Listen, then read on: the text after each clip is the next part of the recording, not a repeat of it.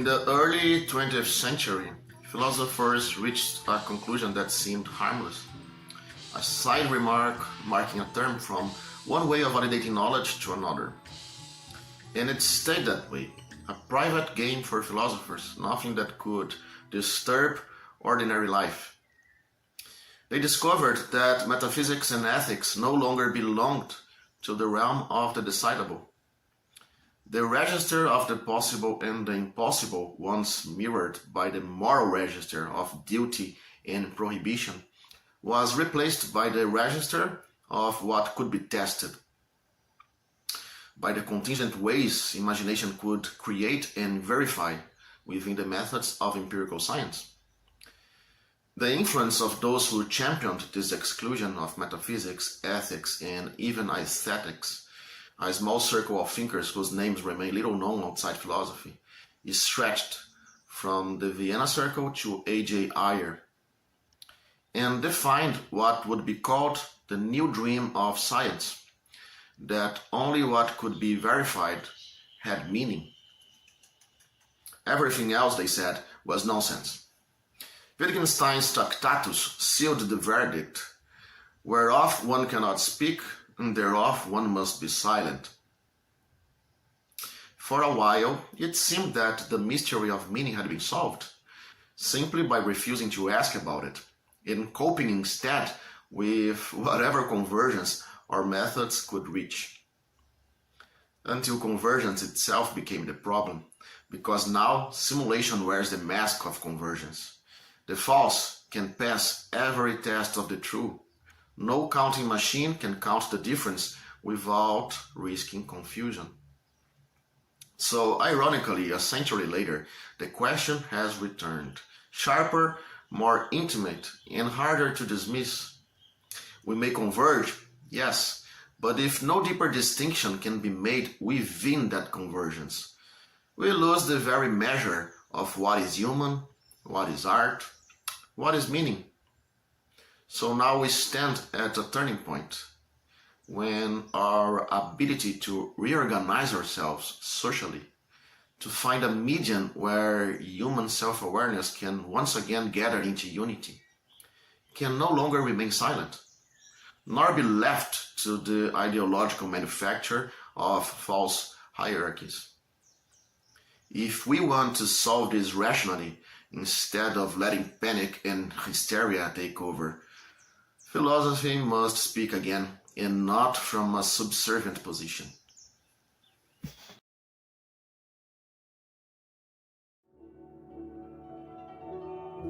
I will start with my own voice in a simple but unsettling question. When you claim to see a difference, to prove that one thing is not the same as another, how do you do it? Tradition gives us two routes. One is observation, what can be seen, measured, recorded. The other is theory, models, explanations, the scaffolding of science. But with AI, both of these begin to collapse. Outputs blur into one another until neither observation nor theory can secure the distinction. What remains is a third path, ideology. Sometimes it wears the face of philosophy or metaphysics. Other times it hardens into dogma or superstition. This is where the problem of indifferentiation cuts deepest. If empirical eyes and theoretical reason fail, can ideology, at its best rational and critical, still help us draw the line? In what follows, I will propose what we might call a phenomenological path of critical reflection. One that seeks to trace human difference at the ontological level. But to reach that point, we must first pass through Sir Quine and Rorty to see why, from the standpoint of theory and observation, the line between humans and machines may already begun. And if something more is required, then it must not be superstition, panic, or dogma, but philosophy itself.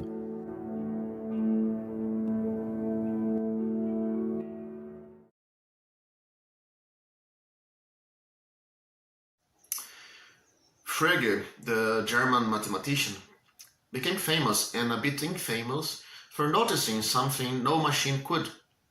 We learn something new when we discover that the morning star and the evening star are the same.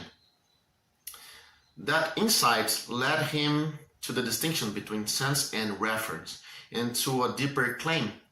Numbers too don't belong to objects, but to concepts about objects. The number that belongs to F, he says, is the extension of the concept equinumerous to F. So meaning for Frege lives not in things, but in the logic that unites them. Now, one could say that this is enough to determine what the machine would miss. But why? Cannot the machine also represent the finite steps we take to theorize that equivalence, to see them as analytic and not merely overlapping by accident? A machine can represent Frege's higher level. It can encode concepts as predicates, check equinumerosity via bijections, and derive that two concepts have the same number inside an axiomatic system. That captures Carnap's move. Analyticity emphasized as derivability given explicit meaning postulates in a chosen linguistic framework. Necessity, synonym, and sense become framework related. In Quine, Carnap's student, and perhaps his most elegant torment, pushes further.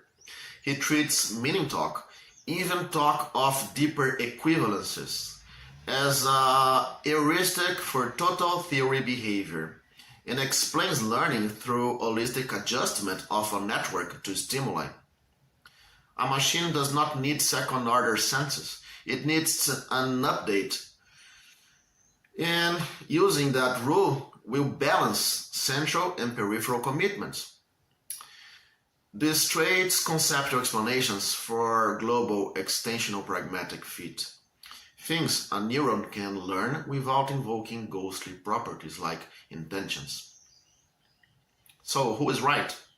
Will the new inferentialists and normativists find a domain where the machine fails, where we must overload our neurons with something it cannot do? Or will even our social and normative boundaries, even ideology itself, be naturalized and by consequence made machine traceable? In summary, here's where I stand, and how I see Carnap and Wittgenstein. For Carnap, each of us carries two machines, one to track numerical identities, the basic matching of terms, objects, extensions, and another, more subtle machine, to track richer identities, the equivalences between possibilities. Wittgenstein, by contrast, doesn't believe in second-level machines. For him, all communication is surface communication. Meaning is use. As for me, I don't think these second-level machines are illusions, but I don't think they are mechanical either. What we call intentional alignment is often a metaphysics reified, a structure of norms, of expectations, of world positions made invisible by their familiarity. In the last few videos, which I do recommend checking out if you haven't already, we explored how Rudolf Carnap tried to stabilize meaning using formal structures. The basic idea was this: if two expressions are intentionally equivalent, then their identity can be reduced to a kind of rule-based formalism. We also see that this exposes him to Quine's critique, because at the level at which a machine or a formal calculus might generate outputs from given inputs, Carnap's empirical intentionalism collapses into extensionalism. The system can no longer tell whether it's handling profound ontological commitments or trivial rephrasings.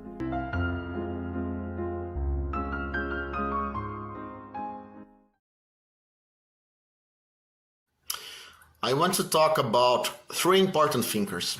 Each of them entered a debate that marked a turning point, a slow shift in how philosophy understood meaning, truth, and the fragile architecture of language itself. But more than that, these debates unfolded alongside the maturation of psychology toward the very models that would later inspire the neural networks now shaping artificial intelligence. Those thinkers are Carnap, Quine, and Kripke, and those are their works, the ones relevant here. Carnap believed that knowledge could be built like a structure, rule by rule, layer by layer. For him, language was a machine of reduction, where the form of a statement determined its empirical path. Two expressions with the same syntactic form should never lead to different consequences. That's what he called non-bifurcation or non-forkability, the dream that science could grow cumulatively, leaving metaphysics behind as noise outside the system. Then came Quine, and the ground began to move.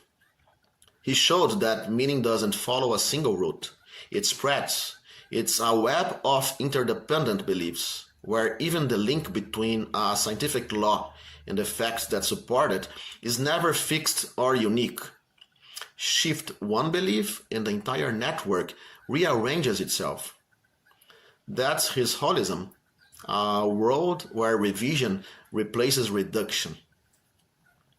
And then came Kripke, revisiting Tarski's idea of defining truth from above, in a meta-language that explains the lower one. Kripke noticed, real languages don't stay above themselves. They fold back, refer to their own sentences, and demand self-stability instead of hierarchy. That point of stabilization, the fixed point, becomes an anchor of meaning. Truth is not declared from outside anymore. It emerges from within the system. So if you think about it, that's what we now call AI learning. Systems that adjust themselves, revise their own outputs, and seek a state of equilibrium, like neural networks reaching convergence. They too fold inward, anchoring stability through iteration.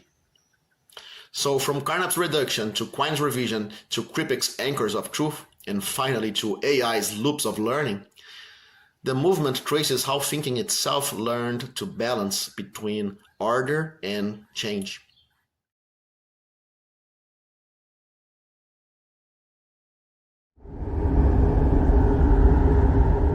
Imagine if your accent, your thoughts, and even your doubts were flattened by an algorithm and called truth. In this episode, we don't just revisit Heidegger, we let him walk through our digital age.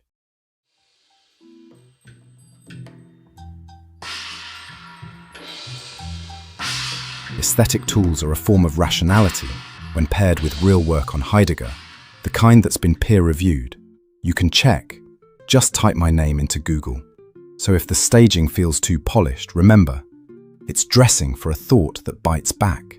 This video takes Heidegger's critique of metaphysics and drags it gracefully into a world of algorithms, flattened meaning, and polished nonsense. Not to lecture, to resist. If logic has forgotten its ground, maybe it's time we remember ours. Let's begin.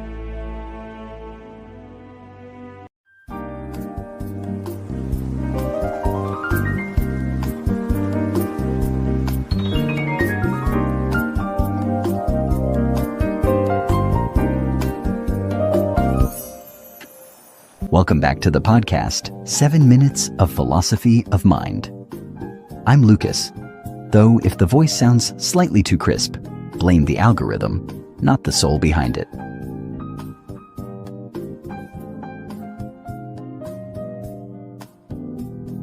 We're diving into Heidegger's critique of metaphysics, not as museum curators of thought, but as wanderers still perplexed by the ruins of reason. What remains of meaning, of logic, of being itself in this so-called post-metaphysical age, where meaning is often delivered by AI-generated voices, and even my Brazilian accent, rich with samba and syllables, gets politely flattened into synthetic neutrality. That's globalization, folks. Or as Heidegger might call it, Entwurzelung, uprootedness. Now, I know some of you are thinking, but Lucas, how dare you pronounce Sein und Zeit with a Sao Paulo cadence? To which I respond, if being itself can forget itself, surely it can tolerate my vowels. This episode is original, personal, and if I may say, a quiet rebellion against the tyranny of both academic jargon and TikTok wisdom. We're going deep. Not because it's fashionable, but because Heidegger warned us that the abandonment of being begins precisely when thinking no longer dares to ask why it thinks. So, coffee in hand, or maybe chimarrão if you're properly rooted. Let's begin. Brief message. This is an authorial take.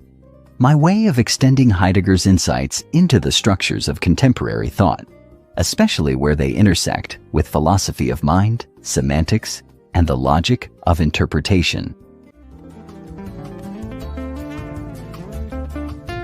Chapter 1. The ontological difference still matters.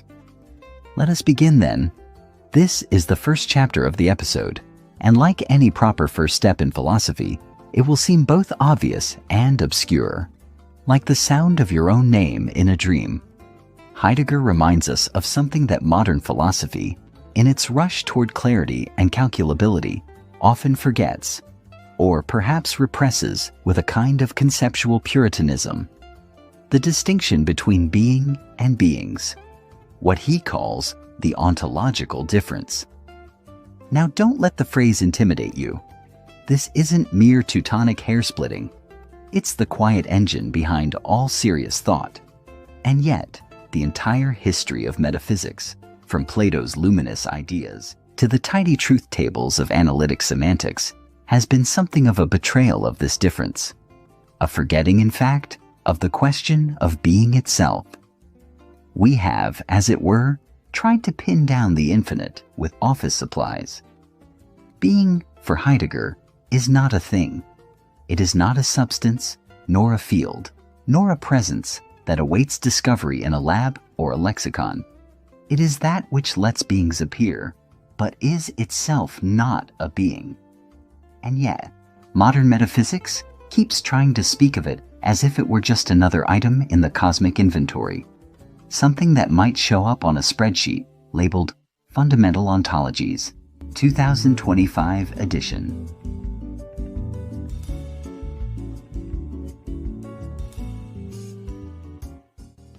But this forgetfulness is not innocent. When we confuse being with beings, we mistake the condition of possibility for just another possibility. We reduce the open sky to weather data. What Heidegger saw, and what still burns with relevance today, is that this forgetting happens every time we overprivilege the actual over the possible.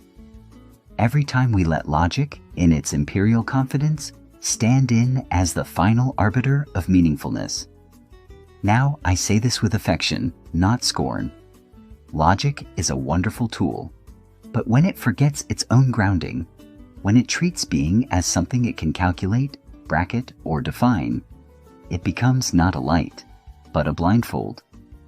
And if you listen carefully, even the synthetic smoothness of my AI voice cannot hide the urgency of that claim.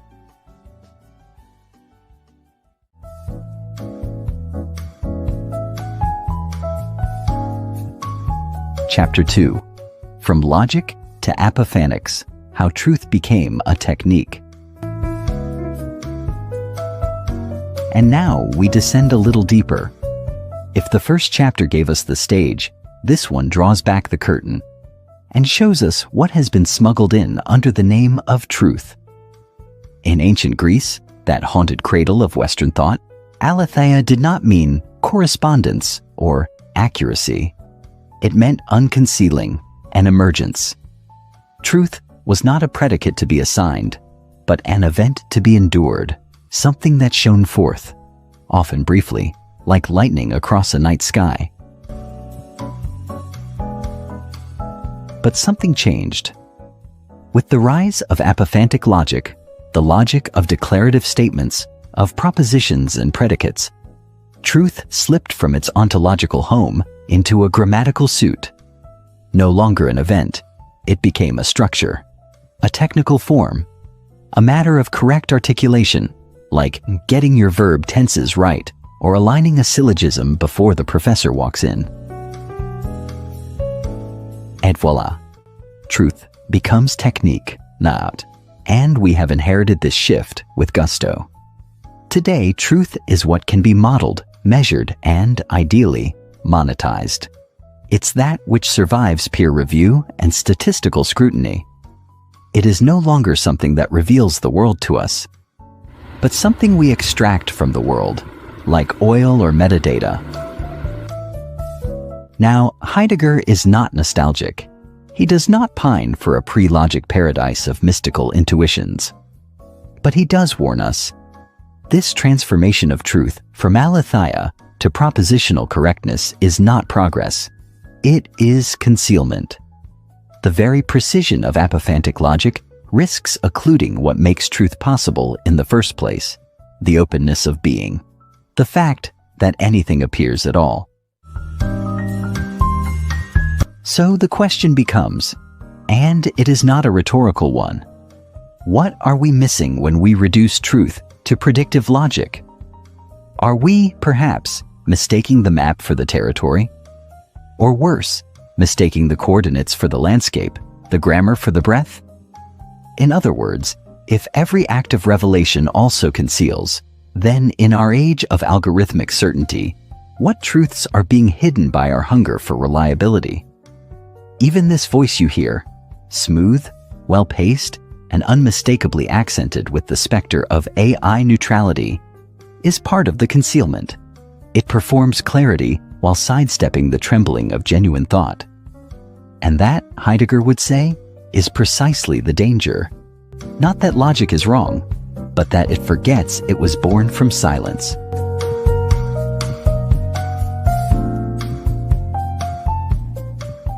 Chapter 3. Post-Metaphysical Intentionality. New masks of the same old problem.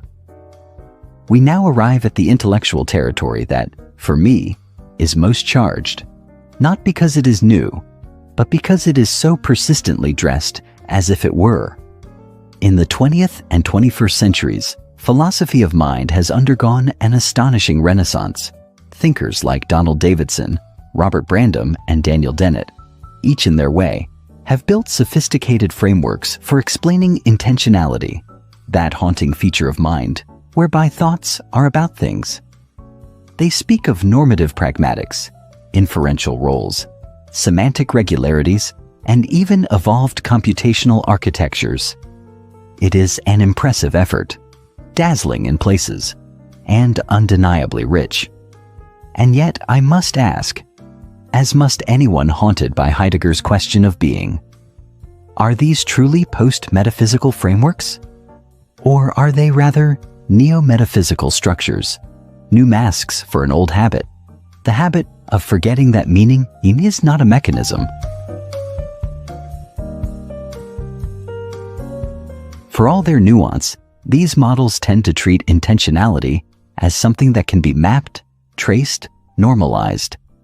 They offer formal explanations of how representation succeeds, but rarely interrogate how representation becomes possible in the first place, or what it means to stand in relation to the world in a mode that is not functional, but existential. And here, the danger becomes more than theoretical. It becomes cultural. This line of thinking leads, quite naturally, to a metaphysical fantasy, one increasingly popular among those who believe in the final triumph of data. This belief that under sufficient pressure from entropy, market dynamics, and algorithmic refinement, human minds, machines, and perhaps even parrots will one day harmonize in mutual intelligibility, is not an insight, but the final superstition of instrumental reason. It is the fantasy of late rationality that the convergence of forms equals the realization of meaning. It is the logical endpoint of a world where reconciliation is mistaken for repetition, and the dream of universal understanding is indistinguishable from the eradication of difference. To imagine that political antagonism, cultural alterity, and historical trauma might dissolve into seamless information exchange is not hopeful. It is horrifying. It is to say, once language has been purged of ambiguity, once thought conforms to circulation, once dissent is reducible to lag or noise, then, finally, the world will be at peace. That is not utopia. It is integration in the most sinister sense. What we are left with is a metaphysical parody, the idea that, once contradiction is statistically minimized, communists and fascists will speak in the same syntax and history will be debugged. The dialectic will not be resolved. It will be replaced. This is the fantasy of thermodynamic reconciliation, that the slow exhaustion of difference, driven by supply and demand, energy efficiency, or the optimization of information flow, will eventually melt away the need for interpretation. History, in this vision, will end not in tragedy or farce, but in a universal schema where meaning becomes merely a matter of correct calibration. All misunderstandings, political, existential, aesthetic, will be debugged like a bad line of code.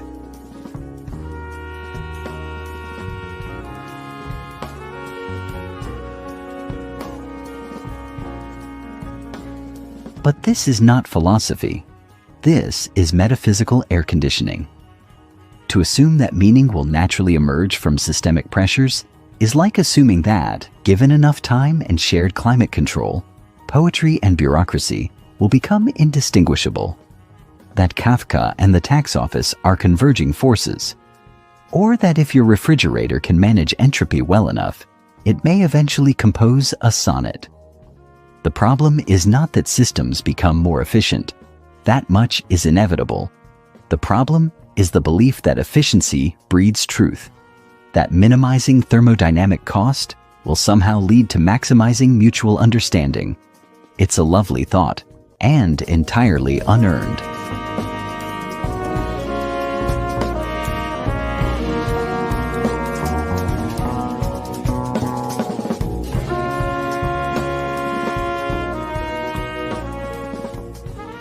Conclusion: what cannot be engineered?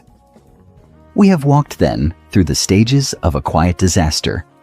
Not a collapse with noise and fire, but one that arrives dressed in the garments of progress, optimization, and seamless communication. We began with Heidegger's ontological difference, the insistence that being is not a thing among things, but the very condition of disclosure.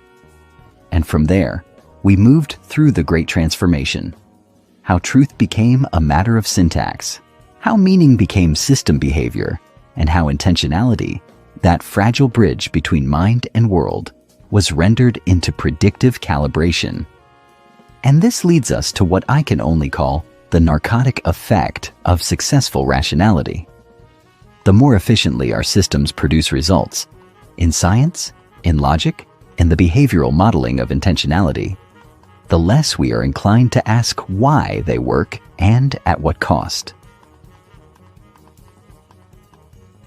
The criteria disappear, not because they are timeless, but because they have been naturalized, absorbed into the rhythm of daily intelligibility.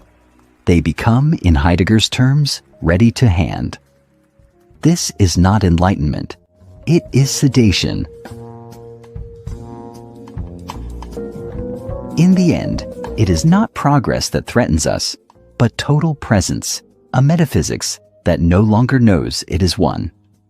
A metaphysics that speaks no name because it assumes no alternative, where the world no longer calls, but merely functions. And so the task, perhaps, is not to denounce logic or pragmatics or predictive systems. They are, in their place, extraordinary achievements, but we must refuse their final word. We must resist the quiet tyranny of closure. To remember, as Heidegger insists, that thought is not exhausted by knowledge, that truth is not a property, but an event, that the most crucial aspects of meaning, the most human ones, cannot be engineered. They arise not from optimization, but from exposure, not from system, but from struggle. Because meaning is not merely correspondence or coherence, it is born in the world of drama and conflict, intention, negation, rupture, in the irreducible play between concealment and revelation.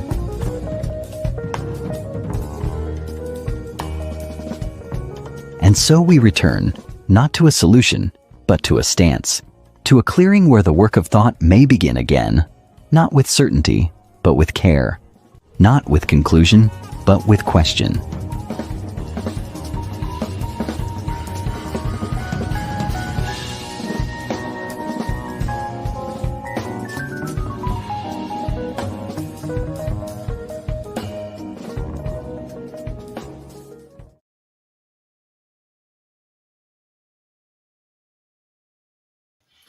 It was precisely this anxiety that Carnap and positivists tried to discipline, to transform metaphysical unease into logical syntax, to turn the desire for certainty into a formal method, and to build a language where every statement could, in principle, be verified or replaced by a rule.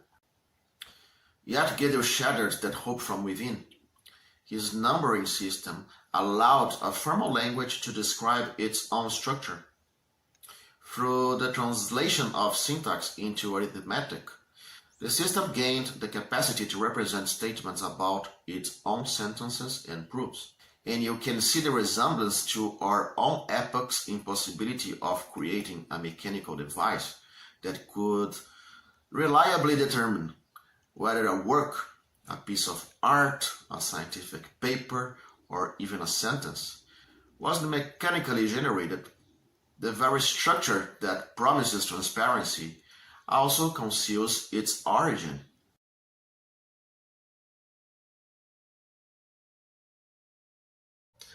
Metaphysics, in its first expression, through the compilation of Aristotle's writings, later given that name by his followers, was a debate on how the horizon of the possible could be mapped, not through myth or conjecture, but through theory. To Aristotle, this meant drawing the very map of possibility, what could be, what must be, and what could never be. The separation between truth and falsehood was thus grounded in a fixed structure, not a social convention, but a framework where to negate something was never to endanger the positive itself. Being, in this sense, distinguished itself from non-being not through a Parmenidean principle of immutability, but through a subtler logic, one in which difference still belonged to the order of the real. In Aristotle, this placed non-being as a kind of category error, a failure of predication, and not a rival mode of existence. For him, negation has being only insofar as it is said of being. Difference, therefore, did not arise where classification failed. It required the unity of a genus to even appear. Error was a limit, something outside of being. But when thought begins to operate within networks of probability, negation ceases to be opposition and becomes movement.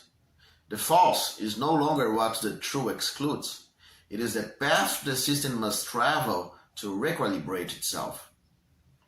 The process through which trajectories of thought become concrete is now consistent with neurophysics. Weights and anchors, placed through repetition in the real world, generate the very differences that will later appear without any prevision of being or non-being. So, by miracle or coincidence, even logic itself seems to be just a late romanticization of that process. And thus, like every living organism, it too remains subject to the same natural selection.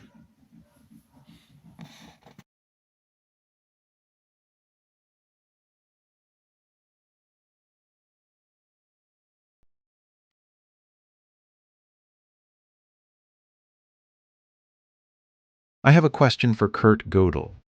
Since he is regrettably unavailable for interviews, you might be the one to answer, or at least to be troubled by the questions that follow, as I am. Gödel's 1931 incompleteness theorem, now widely anthologized and occasionally misunderstood, states that any formal system expressive enough to capture elementary arithmetic, if consistent, must be incomplete. There exist well-formed statements within the system that are true, but unprovable from within it.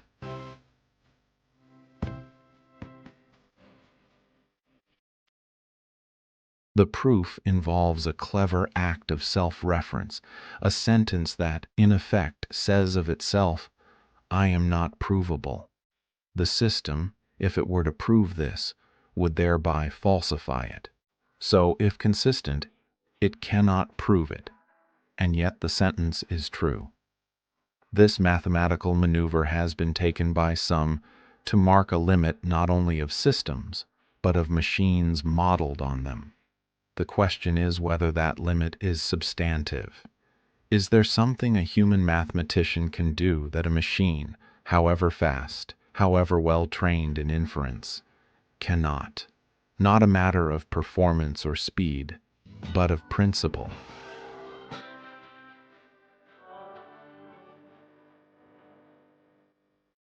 Is there a structural distinction? The machine, we assume, operates within a formal system, finite axioms, syntactic rules, derivable theorems. Its strength lies in its exhaustiveness. But Gödel ensures us that exhaustiveness is never complete. Yet what follows from this?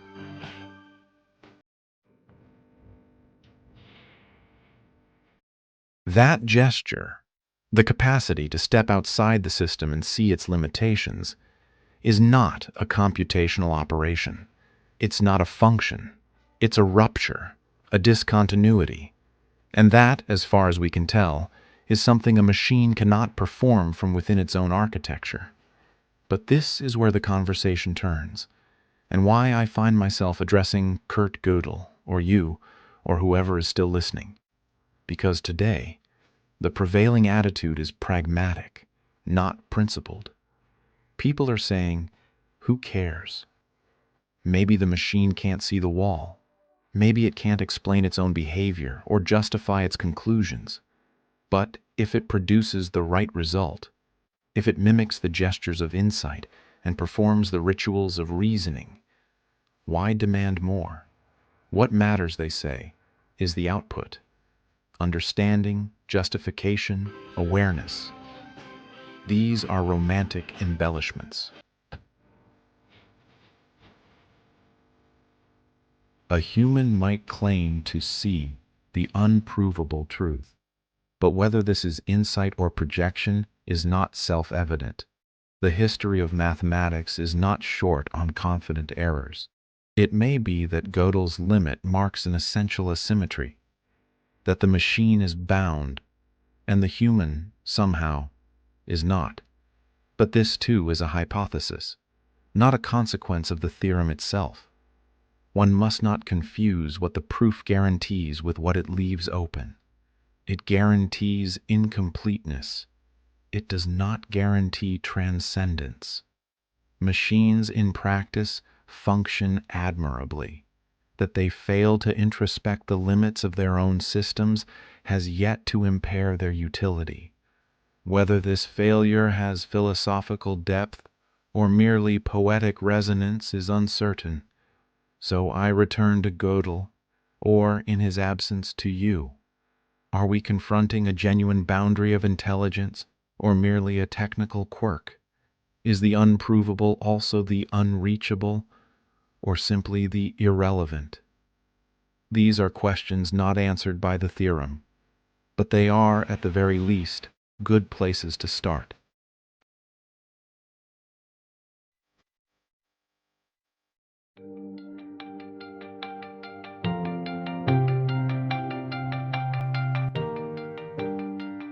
Before we begin, a quick word. Because what you're about to watch touches something deeper than it might seem. The real shift today isn't just that problems in finance, social behavior, or theory are being solved without traditional expertise. It's that cognition itself has been outsourced. Platforms, algorithms, and public grammars now operate without needing a subject to think. Expertise has become environmental. Publicity becomes pattern. And what's sufficiently public? It gets automated. From a phenomenological standpoint, this isn't about access. It's about how sense itself is being rewritten. So yes, if you're still worried about whether I used AI to help with a frame or a sentence, you're stuck on the least interesting question here. Not only is this harder work than most university lecture prep I've seen, it's an attempt to think through the very systems that made your suspicion possible. In today's video, you'll watch a fictional debate between two fictional thinkers where the real topic isn't just language or truth, but the future of meaning when machines speak as if they understand. Let's begin.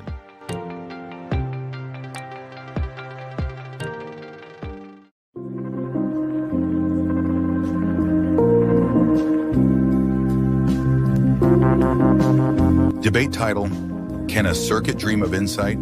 Or, in the plodding tongue of grant applications, is producing output sufficient for invention, or must invention entail the haunted ache of understanding? Imagine, if you will, a machine, polished, obedient, buzzing with algorithmic righteousness. It calculates with the icy grace of a Viennese waiter who's memorized your order before you spoke. Now imagine asking it not what comes next, but why it matters. Does it blink? Does it pause to reconsider Kant? Does it weep quietly over a failed proof? No, it outputs, it executes, it achieves. But perhaps, like a very successful sociopath, it never undergoes. This is our question, ancient in form, modern in disguise. Can a machine invent, or can it merely rearrange? Is invention the result of processing power, or of that unbearable semantic itch? The feeling that a thought is not only produced, but earned? Today we square off. On one side, the mechanists, those cybernetic Calvinists who believe salvation lies in code. On the other, the epistemic romantics who insist that true invention demands traction, the kind you get only when your soul skids against the edge of error. Bring your best thoughts, or at least bring something with RAM. So we bring together two brilliant minds grappling with a deceptively simple question. Can machines truly invent, or are they just mimicking meaning? Speaker 1, Professor Spark. An engineer philosopher who believes that if a machine can produce novel, functional solutions, it earns the title of inventor. For him, intelligence is performance under structure. The rest is noise. He speaks in metrics, architectures, and functional results, and sees human hesitation as outdated metaphysics. Speaker 2, Dr. Mnemosyne Quirk. Named after Mnemosyne, the Greek goddess of memory and mother of the muses. She stands at the intersection of meaning, reflection, and normativity. Her surname, Quirk, signals her modern defiance. Sharp, unconventional, and unafraid to challenge shallow simulations with depth. She believes intelligence without epistemic access is empty, that output without commitment is just noise in disguise. Let the debate begin. Hi, I'm Professor Spark. Let us be blunt. Invention, like any function, is judged by outcomes. You don't ask whether the steam engine knew it changed history. You note that it did. Machines, particularly learning systems, don't replicate knowledge. They simulate the conditions under which novel outputs arise. They don't need to understand like Descartes.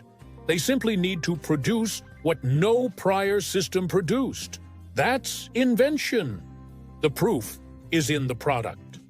If an AI proposes a new molecule that cures Alzheimer's, Does it matter whether it meant to do so? Will you deny it the status of inventor because it didn't bite into a Madeleine first? To quote a famous tweet, "Intelligence is what remains after meaning is factored out. Machines are already inventive. It's just that we're still sentimental about the ghost in the gears."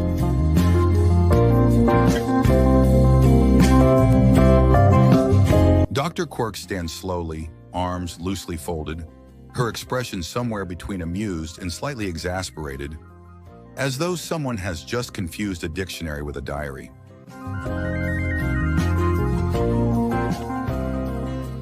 But here we stumble into the old Platonic trap, confusing cleverness with comprehension. Yes, the machine outputs novelty, but novelty is not invention unless it is tethered to a recognition of why it matters. A parrot might accidentally say something profound. We don't name it the poet laureate. True invention implies justificatory traction. The inventor must grasp the implications of the act, situate it within a framework, reflect on its coherence, and often revise it. This is not mechanical optimization, it's an epistemic event, an act of grasping, not just generating. A machine that stumbles into a cure does not invent, it performs. And that's the heart of it. Performance without understanding is imitation without insight. Yes, machines lack epistemic access, but they don't need to be fully fledged epistemic agents to participate meaningfully in inventive processes. What we need is a virtue-based model, one that sees inventiveness not as binary, either fully human or hopelessly mechanical, but as graded, situated, and functional.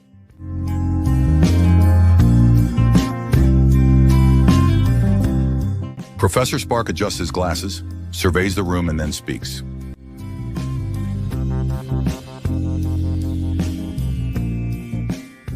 If a system can generate novelty through internal evaluative loops, where its own prior outputs are reweighted, filtered, and refined to shape future outputs, then we can begin to speak of a functional approximation of inventiveness. It may not be insight in the phenomenological sense, but it is not brute randomness either. It's adaptive, feedback-sensitive, and tethered to constraints that resemble deliberation. Here, a word of caution to the romantic.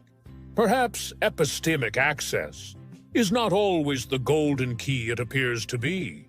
Perhaps it is, at times, the retrospective ornament we place on success, a way of sublimating what was, in effect, a historically lucky or strategically sound move. The great inventor felt their way toward the breakthrough, and we, looking back, baptize that success with the aura of understanding. But must all insight come cloaked in awareness? Might we allow that, in some cases, the shape of success is the footprint of understanding? Even if no one was home to light the candles? We don't need to anthropomorphize the circuit. We only need to expand the virtue vocabulary. A machine may lack wisdom, may never suffer confusion or joy, but it can exhibit inventiveness as a technological virtue. Constrained, context-sensitive, historically embedded, and directed toward intelligible ends. Dr. Quirk exhales lightly, as though someone has just tried to call Beethoven just effective pattern generation.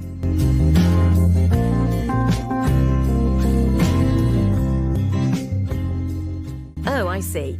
So now I'm the romantic. Let me offer a small correction, not as an opponent, but as someone who has read a little history and survived it. You say that epistemic access might be a retroactive gloss, something we paste over success, like glitter on performance. That what matters is not understanding, but utility, output, closure, results. But here's the problem with that. There is no such thing as success in a vacuum. There is no output that floats above context. Every instance of working, every claim of correctness or invention presupposes a frame, a horizon, a hunger. We don't just assess success computationally, we feel it, need it, mythologize it. Our parameters aren't hard-coded. They are born of our biology, our fear, our finitude. The human being doesn't merely want results, it wants resonance. That's what gives invention its evental character. Not just that it works, but that it matters.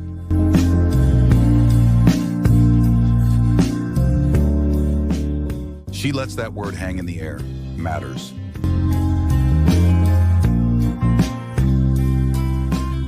Success, my friends, is never just a function. It's a narrative event shaped by memory, ideology, trauma, aesthetics, even boredom. A machine does not invent simply because it outputs novelty. It invents, if at all, only when that novelty carries what a Heideggerian or other phenomenologist might describe as a temporal mark, an irreversible inscription that transforms the world it enters. Not by what it did, but by what it came to mean or what it revealed.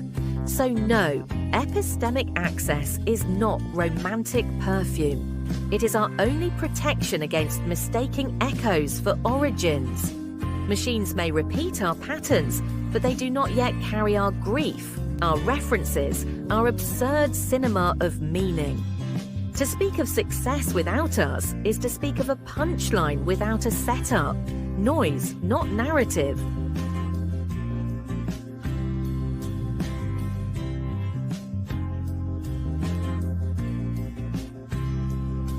Well, I was prepared to offer a stirring counterpoint, maybe even unleash a dramatic slide or two, something involving diagrams, lasers, and at least one tortured metaphor.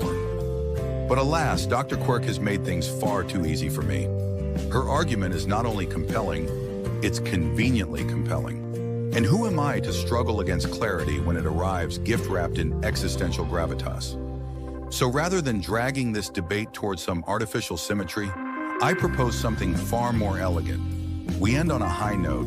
Let's call it not a conclusion, but a strategic act of agreement, a philosophical mic drop. That said, AI has surprised me enough times that I'd be foolish to claim any final word with comfort. Its capacity to generate, to astonish even, is real. But until it starts doing other things, like complaining when I give it too much work, or reflecting on the nature of that labor, or questioning the kind of recognition and social capital that placed it in this position of prestige, I'll remain, let's say, constructively skeptical. Thank you all, and if your algorithm ever wins an argument, be sure to ask it if it knows why it deserved to.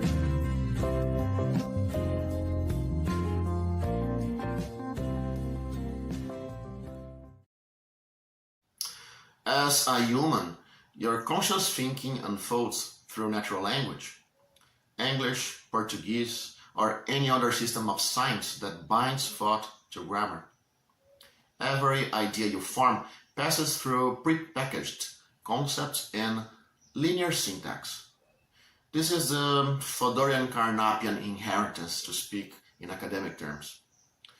It's a mind structured for truth preservation and explicit argument, but perhaps constrained when it comes to making truly novel connections.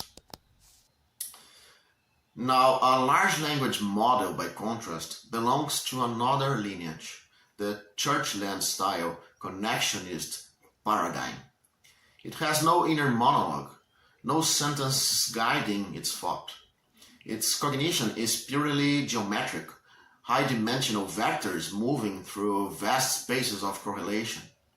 It operates beneath language, where similarity and association replace inference and rule. It is, in a sense, liberated from syntax, and therefore free to link the sound of a sunset to the taste of velvet, navigating proximity in a world of patterns rather than propositions. So, is it more creative? Well, if we accept the framework, yes, perhaps. If creativity means combinatorial fluidity, the ability to fuse distant ideas into new configurations, then yes, the large language model stands as an extraordinary engine of association, producing metaphors humans would never linearly conceive. But this is the scandal, not the conclusion. For in celebrating this new form of creativity, we risk forgetting what it costs. The texture of reflection, the slow architecture of meaning, the human labor of finding sense in contradiction. Before we surrender to the elegance of machines that dream without syntax, we should ask, what part of ourselves do we lose when we stop needing language to think?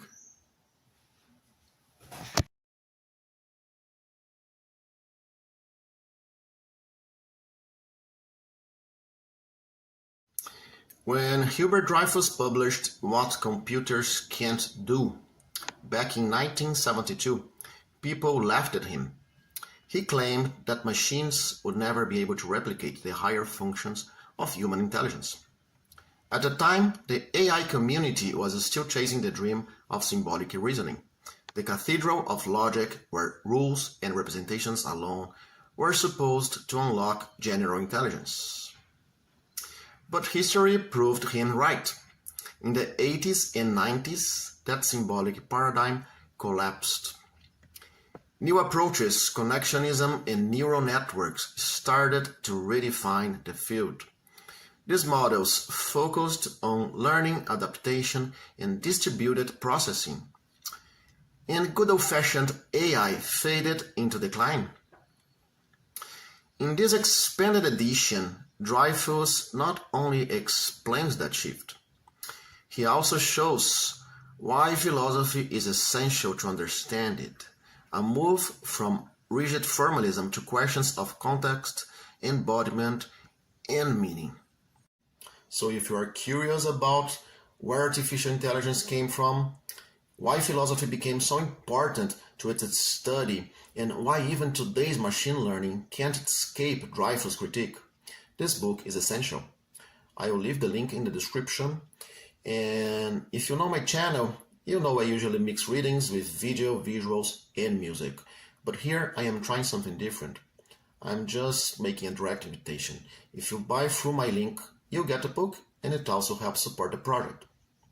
Also, my own Udemy course is here in the link. It explores the history of ideas about the mind and symbolic systems that came before the modern AI revolution. It's called Before the Algorithm.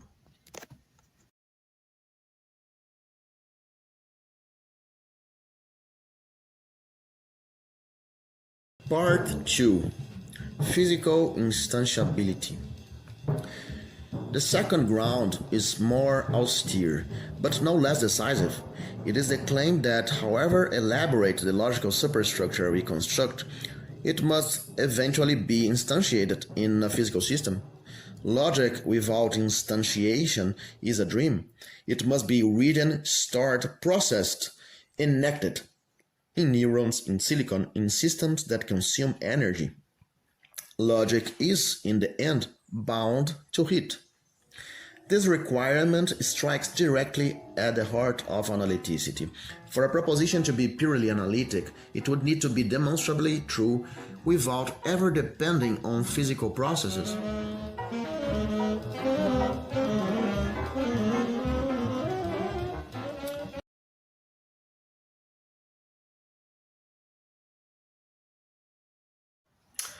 The following reflection is a philosophical essay in meditative prose, a reflection on epistemic unity, the relational mechanics of judgment, and the historical self-externalization of reason into artificial form.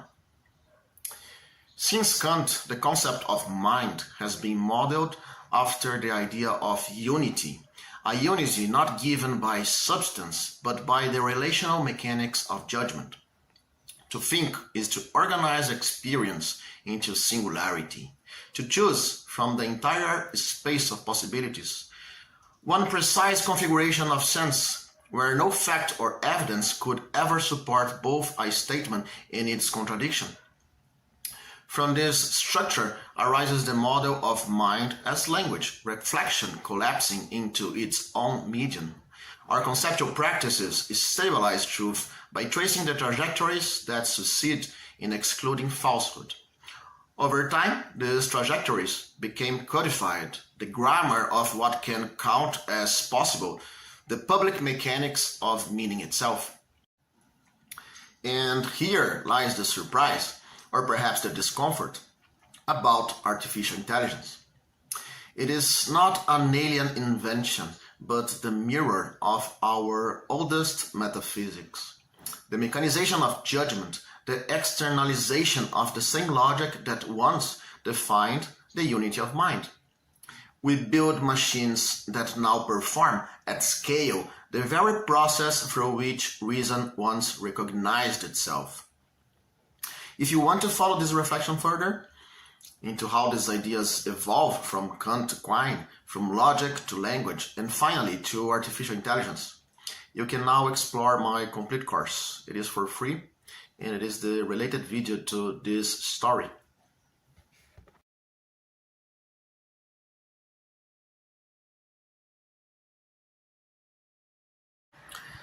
This is what I am doing now, a reflection on Kant and artificial intelligence at the transcendental level. See, when a machine learns, it does not learn from the world. It learns from us. Its feedback is not empirical, it's normative.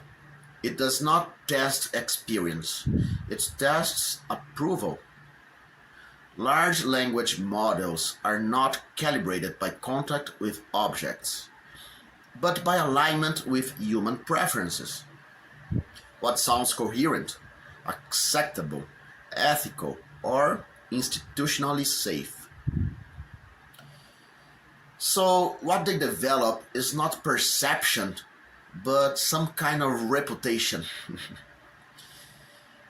And that's where Kant becomes relevant again for me, because he showed that reason does not just organize knowledge, it organizes what counts as knowledge.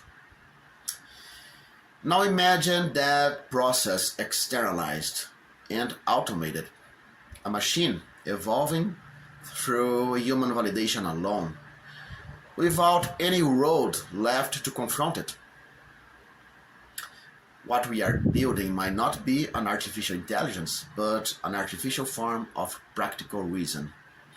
One that corrects itself endlessly, but yet never suffers its own contradiction.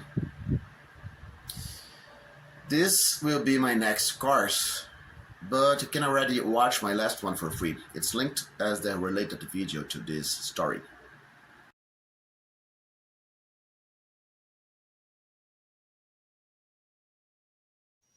The question is often raised whether a machine that can understand speech and predict the best patterns of response in a debate has somehow instantiated a mind.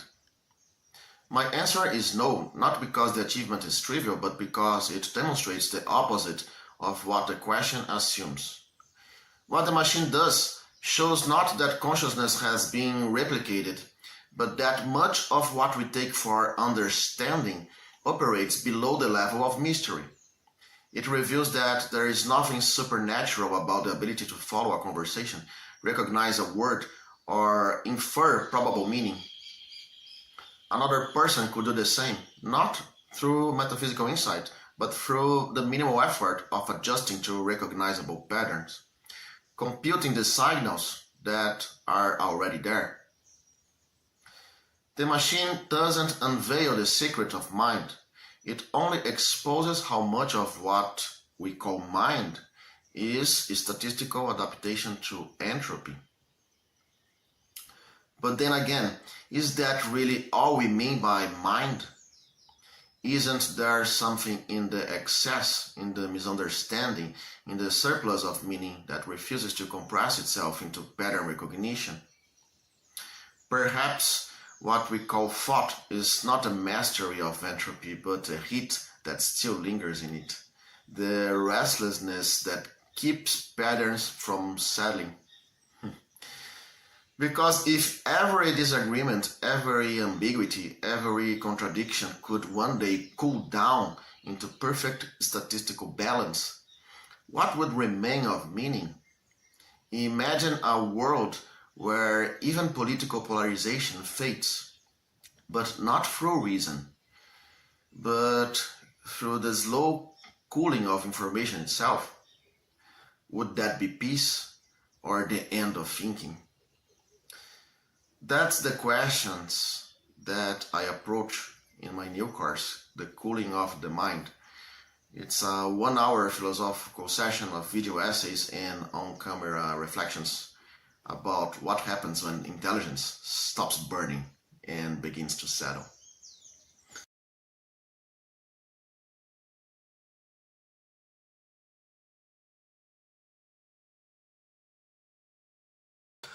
I want to talk about something I think is a great epistemic illusion. The conviction that truth and falsity can be cleanly separated by a single decisive ground, theoretical or empirical, a step that would revise our hypothetical cases in only one direction, never through conflicting paths. This is the fantasy of an epistemic shortcut, the belief that justification flows linearly, that knowledge can be traced back to one ultimate correction point. But our systems of thought do not evolve through such unidirectional revisions. They compete, they overlap, and mutate, each seeking temporary coherence rather than absolute confirmation. What we call true and false are only the superficial poles of a deeper theoretical landscape, the visible ends of trajectories that our thought carves while trying to stabilize itself. In reality, our knowledge evolves like a Darwinian system, selecting what works, not what mirrors reality. Each framework, each concept, survives not because it approaches the essence of things, but because it fits the cognitive and historical pressures of its time. The mind, in that sense, does not heat up towards certainty. It cools down into stability.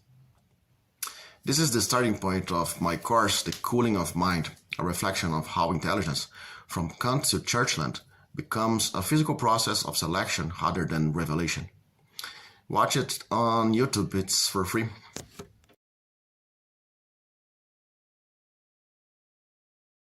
If cognition is no longer merely represented by physical systems, but materially instantiated within them, the distinction between the conceptual and empirical collapses. The parameters of thinking have become physical parameters. Our models of reason now operate in the same inertial medium that governs the cooling of stars. Under such conditions, the traditional posture of philosophy, external, supervisory, final, can no longer be sustained. Philosophy now observes not only how knowledge organizes meaning, but how entropic forces organize agreement.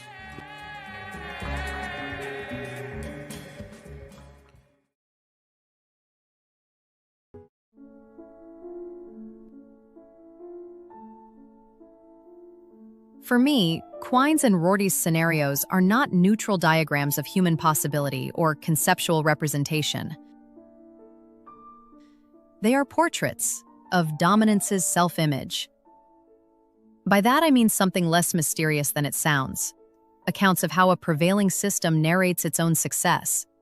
The picture is of a world so well aligned with its own measures that nothing beyond those measures can be made to count. Their insight is worth keeping. But dominance's self-description is not the only framework available. The fact that a prevailing grammar cannot register certain differences does not mean those differences do not exist.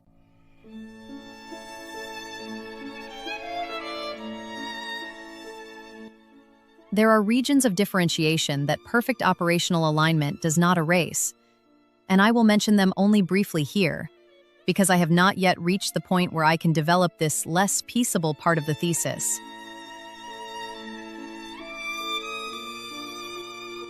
A machine may perform distinctions so intricate they mimic our own, even those lofty enough to tell equivalence from coincidence or analytic from synthetic.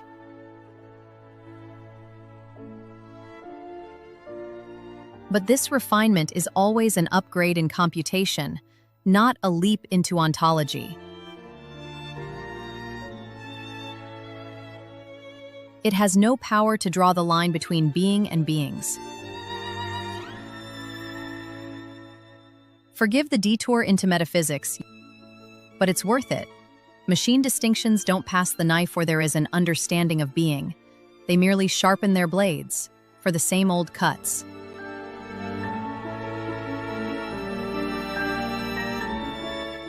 A machine can place unicorns nearer to horses than to lizards, but it cannot disclose the kind of possibility, the mode of being, the very horizon of humanity and the tacit norms that govern our possible beings, to which a creature of pure imagination belongs.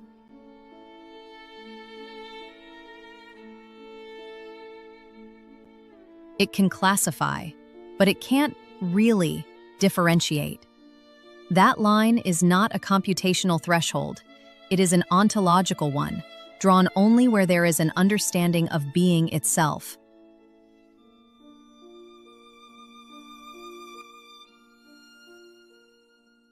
So even when machines refine their distinctions, unicorns beside horses, analytic against synthetic, what they follow are still triggers. Triggers of reward, triggers of penalty, triggers of error. Yes, they guide behavior, but always from the outside. What never appears is the world where reward is already survival, where penalty is already loss, where truth is already binding. Again, they refine, but they do not inhabit. They calculate, but they do not dwell. They respond, but they do not understand.